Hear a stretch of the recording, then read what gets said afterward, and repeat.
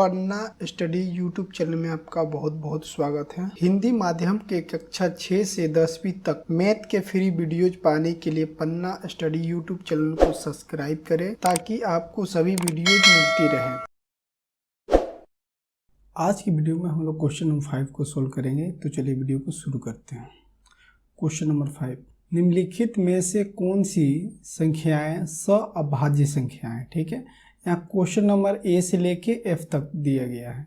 पहले हम लोग सअभाज्य संख्या के बारे में जानेंगे। ठीक है, तो दो संख्याएं जिनमें केवल एक ही सार्वगुणनखंड हो सअभाज्य संख्याएं कहलाती है।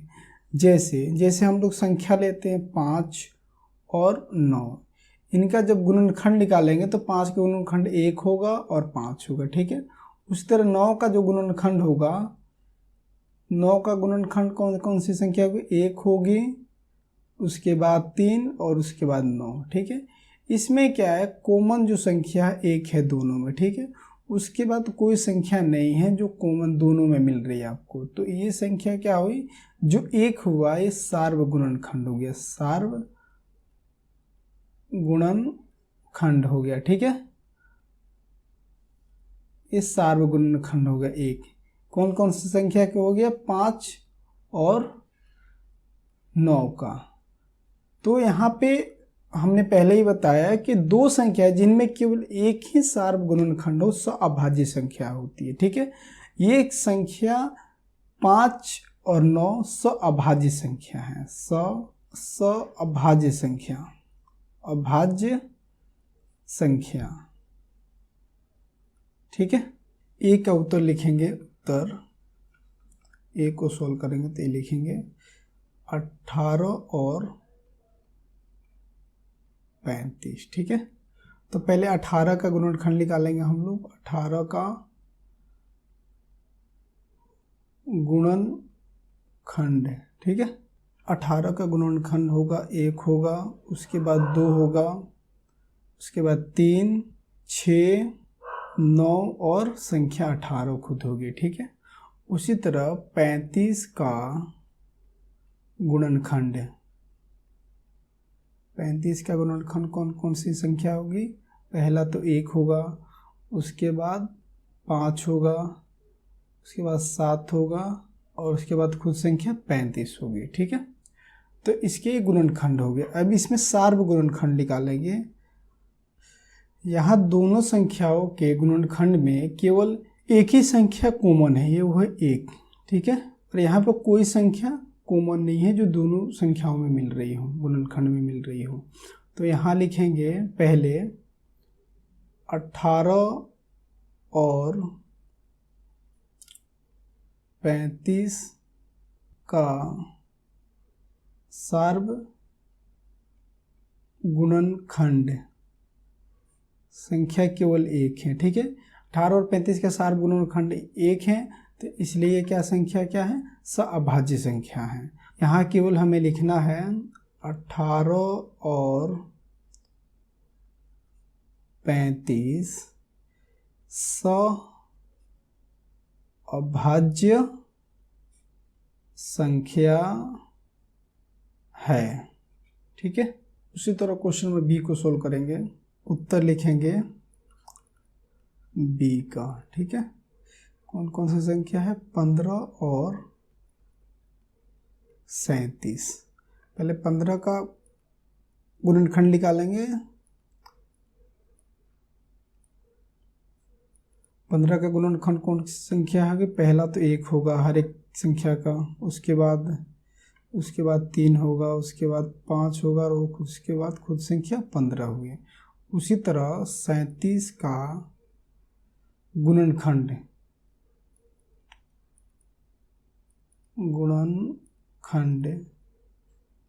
कौन कौन सी संख्या होगी, एक संख्या होगी, उसके बाद वो खुद संख्या 37 होगी।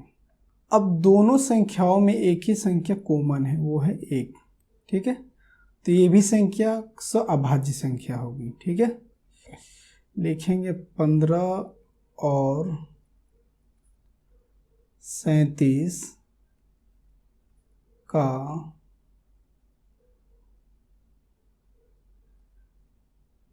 सार्वगुणनखंड गुणनखंड, सार्वगुणनखंड कौन सी संख्या है? केवल एक है, तो इसलिए संख्या अभाज्य संख्या होगी। तो लिखेंगे 15 और 37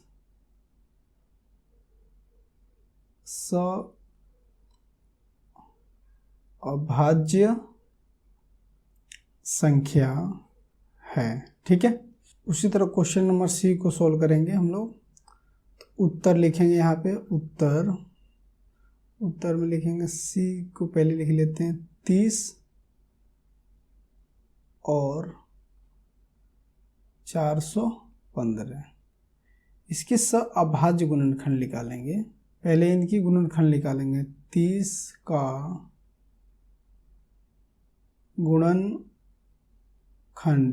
30 का गुणनखंड निकालेंगे हम लोग। 30 की गुणनखंड कौन से? पहले 1 होगा, उसके बाद 2, उसके बाद 3, उसके बाद संख्या होगी 5, उसके बाद संख्या 6 होगी, उसके बाद संख्या 10 होगा, उसके बाद संख्या 15 होगा और उसके बाद संख्या खुद 30 होगी। ठीक है।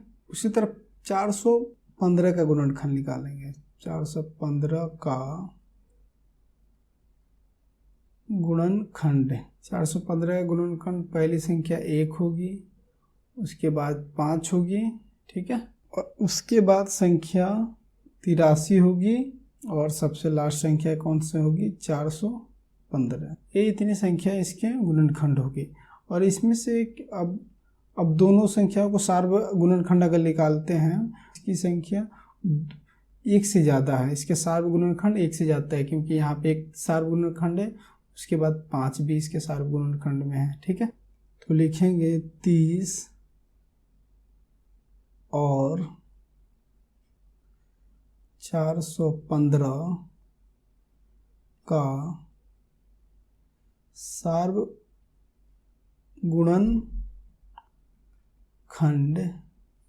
सार्वगुणनखंड कौन कौन सी संख्या है? 1 है। और अभाज्य संख्या होने के लिए इसका जो गुणनखंड है, सार्वगुणनखंड 1 होना चाहिए। ठीक है, एक संख्या होनी चाहिए। तो यहाँ 2 संख्या होगी, इसलिए ये अभाज्य संख्या नहीं है। यहाँ लिखेंगे 30 और 415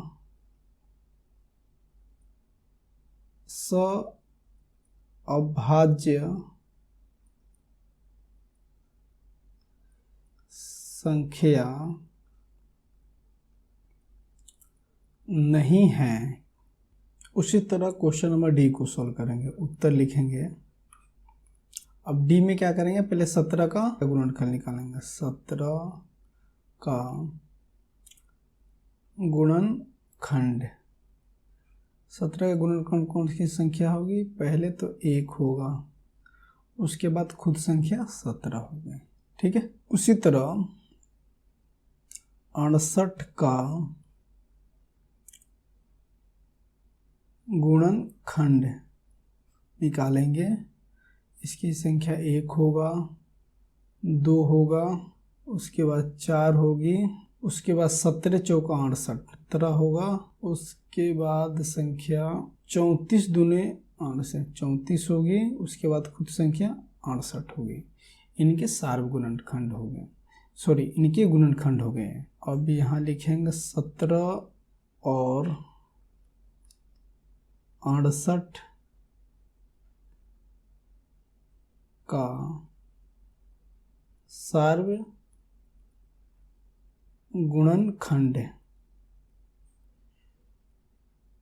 अब दोनों 68 और 17 के गुणनखंड में कौन कौन सी संख्या कॉमन है? 1 है और उसके बाद संख्या 17 है। यहाँ पे संख्या 1 और 17 है, 17 और 68 के सार्वगुणनखंड में। तो अगर संख्या 1 रहती है यहाँ पे केवल दोनों के सार्वगुणनखंड, तो ये संख्या अभाज्य संख्या अभाज्य संख्या होती है। तो ये इसलिए 1 से ज़्यादा संख्या है, तो इसलिए अभाज्य संख्या नहीं है। तो लिखेंगे यहाँ पे 17 और 68 अभाज्य संख्या नहीं है।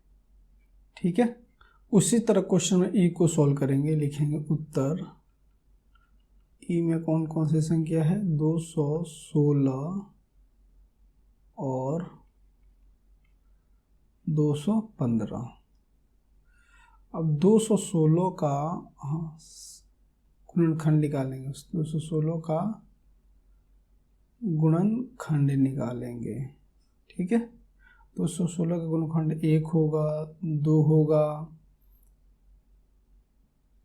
4 होगा, 3 होगा, उसके बाद संख्या 4 होगी, उसके बाद संख्या 8 होगी, उसके बाद 36 होगा, 72 होगी, उसके बाद 108 संख्या होगा, उसके बाद वो खुद संख्या 216 होगी।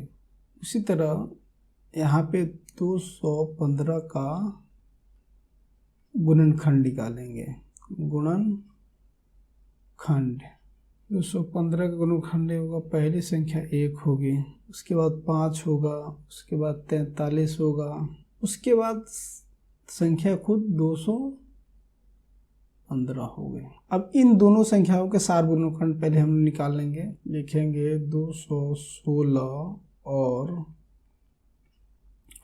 215 का सार्व गुणनखंड। सार्व गुणनखंड कौन कौन सी संख्या है यहाँ पे, दोनों 216 और 215 में देख लेते हैं। पहली तो संख्या 1 आ रही है सार्व गुणनखंड, उसके बाद यहाँ पर कोई संख्या नहीं है। ठीक है, तो दोनों संख्याओं का सार्व गुणनखंड केवल 1 है। तो हम जानते हैं दो संख्याओं का गुणनखंड, अगर हम जानते हैं दो संख्याओं का सार्व गुणनखंड केवल 1 है, तो ये संख्या सअभाज्य संख्या होती है। ठीक है, तो यहाँ लिखेंगे 216 और 215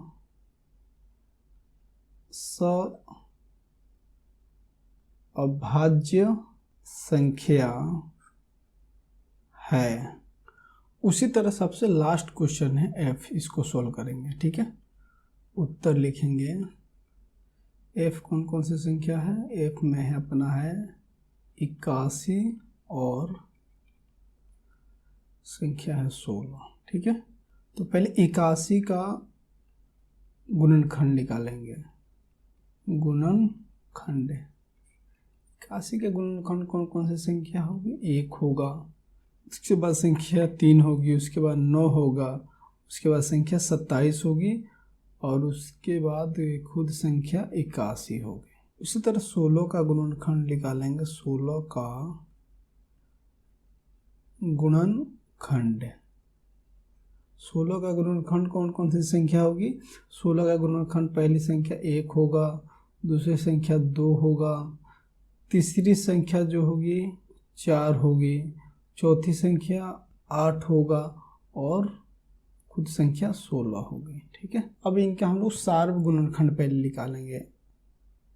81 और 16 का सार्व गुणनखंड। सार्व गुणनखंड कौन कौन सी संख्या हुई, सार्व गुणनखंड यहाँ कॉमन संख्या ढूंढेंगे। 81 के गुणनखंड में और 16 गुण कॉमन संख्या 1 है, उसके बाद कोई संख्या यहाँ मैच नहीं कर रही है, तो ये दोनों की सार्व गुणनखंड केवल 1 संख्या है। ठीक है, हम जानते हैं कि दो संख्याओं का सार्व गुणनखंड अगर केवल 1 संख्या हो तो वो संख्या सअभाज्य संख्या होती है। ठीक है, तो अब यहाँ लिखेंगे हम लोग 81 और 16